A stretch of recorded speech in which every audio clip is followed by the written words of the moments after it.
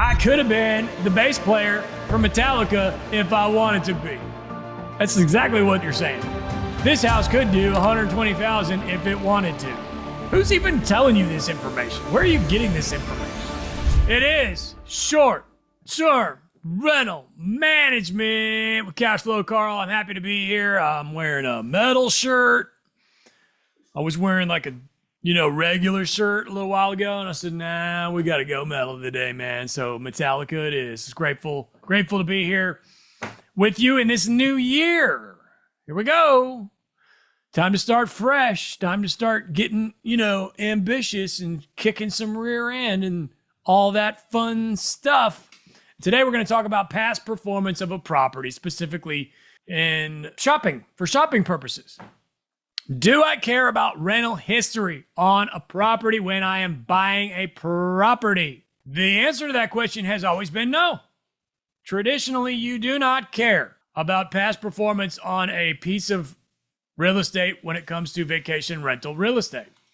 Now, I will say that's where it gets a little weird and times have changed, okay? I'm going to defend the old ways now and say that we don't care. The way this property was managed before has nothing to do with the way we're going to manage it or it's going to be managed in the future, and therefore the income will be different.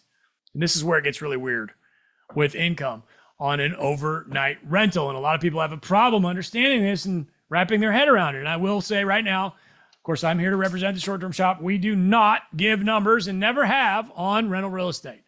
We are not going to say this house will make this much money. We just can't do that. Still have some Christmas packages in my background over here that need to be opened. Hello, whoever I got these for, come get them.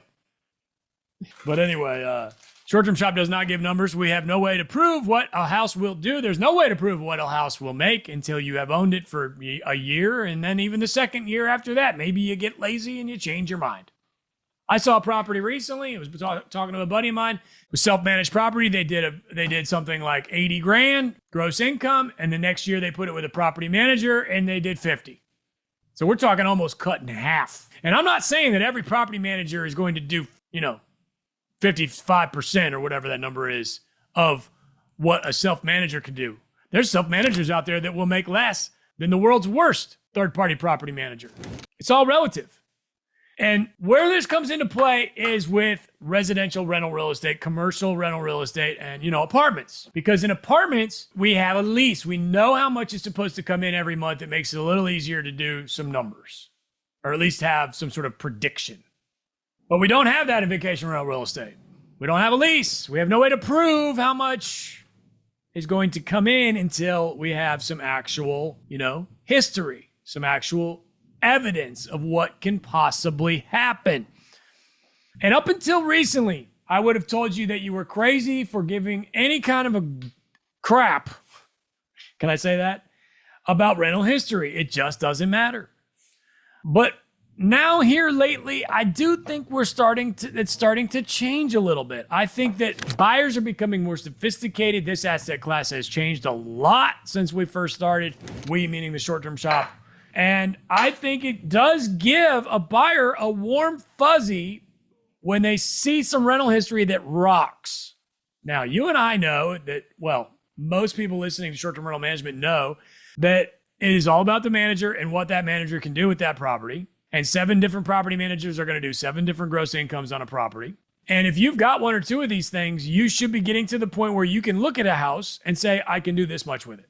But when you're new, you don't have that warm fuzzy. You don't have that. So you want the warm fuzzy of the rental history to maybe push you into buying the deal. Oh, this one can make that much. I want to buy that. So I think at this point in time, the tables have turned a little bit, and the buyers coming in that are brand new, maybe they don't know anything about short-term rental or short-term shop or, how sophisticated this can be. They've never heard of short-term rental management, which you need to turn them on to my show. I'd love to have them listen. Give me a 5-star. Please hit me with a 5-star. I'm out here preaching my guts out. But that person, it makes them feel good to know, oh, this house did $100,000 last year. So in the back of your head, somewhere in the very far back, you should be thinking to yourself, the better I do on this, it's possible that it will be easier to sell. I don't think that it's going to change the value really much. but it might change days on market, how long it's sitting there, etc. Because things are, as of right now, as a recording of this podcast, early 2025, things are sitting for a long time. So if you have two identical houses, identical price, it's possible that the one that has higher rental history might sell before the one that has lower rental history. And that does make sense. I can see that argument, And I'm talking about the regular old Joe from Tuscaloosa who's got a day job and doesn't know anything about rental real estate. He just wants something for his family to use and his friends to use. He's a wealthy guy. He's got some extra money to spend. He's going to put it with a property manager. Oh, this one did 100. This one did 80. I think 80. 100 sounds like a better number than 80. Let's buy that one. They're identical. They're identical. They're the same damn house. That kind of thing. So I think because this has become more of an actual real deal asset class where people understand it a little bit now. People kind of know what Airbnb is. It's not like this new thing that nobody's ever heard of.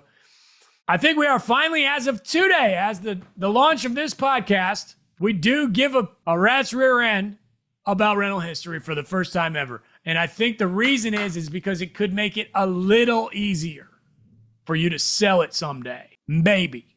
That's my argument. Again, I do want to hit home. You probably won't get any more money for it because of your rental history, because at the end of the day, and it's an appraised asset based on the comps in the neighborhood, not on rental income. And I also want to hit something home that the short-term shop does not give numbers on properties. We are not going to say we think this house can make that much money. That is a dumb idea. We are not going to do that. But we'd be happy to help you look at properties and guide you in the right direction, which is what we do. Short-term shop plus stsplus.com. Okay, now I do have to give credit where credit is due. I actually got this idea from my lovely wife, who happens to be the president of Vacation Rental Real Estate, Avery Carl. She's the GOAT. She's the greatest of all time. She has changed so many lives with her endless giving, relentless quest to give more knowledge to people like you and to me. And I got some knowledge from her on a recent podcast. The short-term show, Avery Carl. And the title was Surviving the Worst Real Estate Market in 65 Years. I listened to that episode. It came out on December the 18th. It was fantastic, and I got motivated, and I cut this one for you here on Short-Term Rental Management because they made a few good points on there. I think we are now finally to the point where rental history does matter in some capacity. And again, it's to help you possibly be able to sell your house a little quicker than the next guy. So again, just one more reason as to why you should be an awesome property manager and listen to my show and listen and pay attention and do your job. And then I also want to mention again, back to the long-term rental thing, the apartments. It's very, very common in short-term rental for somebody to say, well, it did this much last year, but it could do this much. Well, I could have been the bass player for Metallica if I wanted to be. That's exactly what you're saying. It could have done this. I could crap rainbows if I wanted to. This house could do $120,000 if it wanted to. Who's even telling you this information? Where are you getting this information? And in the defense of vacation rental real estate, that has been going on in long-term rental real estate, regular old rental real estate, forever. You can go look at any given average, whatever apartment building complex on the planet, and it'll say current rents are this much. Market rents are this much. According to who? And how much work do I need to do on all those units to get those market rents up to where you think they should be or could be? And who are you? Who came up with this number? It's ludicrous. Where are these numbers coming from? Because if you don't have a signed lease in residential rental real estate, long-term, apartments, what are we, just making numbers up now? Are we making numbers up? Well, the rent could be this much. Market rent is this much. And what? Do you have this exact same unit next door that's renting for that much? Are there units in that building? Now, that maybe, I'm going to give you the benefit of the doubt. Maybe there's other units in that same building renting for your market rent, and you could bump the rest of the building to that. Now, hopefully that's the case, and we find some people with integrity that we can trust. But in general, I think people are just making crap up, and that's been going on forever. Well, market rent is this much, and you could buy. Here's the pro forma. Pro forma is the biggest. You know what I mean? Well, here's what the actual rents are right now, but here's my pro forma. Here's what some random dude decided that it could rent for over while he was having his third cocktail. You know, pro forma. Run your own pro forma, absolutely. Decide what you think it can rent for. Don't listen to some other idiot. This is apartment rental real estate, which I've got a ton of apartments, and this goes on every day. And these people, they try to say, the seller or whoever tries to say, well, the pro forma says this. The pro forma says that. Well, I'll tell you what, why don't you take your pro forma and shove it right up your hoo-ha? Because I don't care. I'm going to run my own quote unquote pro forma. And I ain't going to call it that because it's a stupid name anyway. I'm going to call it the what I think this property could rent for. And I'm going to figure out my own damn numbers because I'm good at doing my job. And this is my job to learn how much money this thing could make so that I could create a better future for myself. It all goes back to holding yourself accountable. It's a new year, 2025. You got to hold yourself accountable. You need to be able to figure out what the numbers are going to be on this damn property.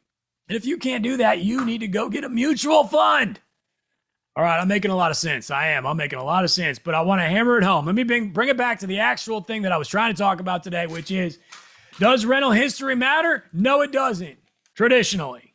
And it doesn't matter in the sense that this house rented for $80,000 last year. That's what one could assume it will rent for next year. But next year, it's got a different property manager. Maybe it's you, and it's going to rent for a different number. Maybe that guy that did 80 grand on it last year is bored and sick of it and is going to do 70 this year. So you have to have the guts to sit down, run some numbers, figure out what the damn property is going to make. But I will say we are at a point now where rental history does matter when it comes to the ease of selling your house. There's a lot of real estate sitting on the market right now. And if you have a beach house that is renting for more than the one next door that's the exact same house, I think you're going to get it sold a little quicker than the other guy. We're finally to a point where rental history, I'm willing to admit it, I think it does matter to a small, certain extent. But it does not matter to the buyer that is trying to run numbers to figure out how much he can change his future, or she. If you get into this because you saw a rental history of 80 grand and that was going to work for you on this house and you bought it because of that rental history, mistake. You need to do more research, pay more attention, listen to my show. Join Short Term Shop Plus. We'd love to have you. Okay. Rental history does finally matter. We're at a point where it matters. I want to thank Avery again for giving me the inspiration on her show, Short Term Show. Please listen to her. You can contact me anytime. Luke at theshorttermshop.com. Please leave me 5 stars. I love you. Don't overthink it.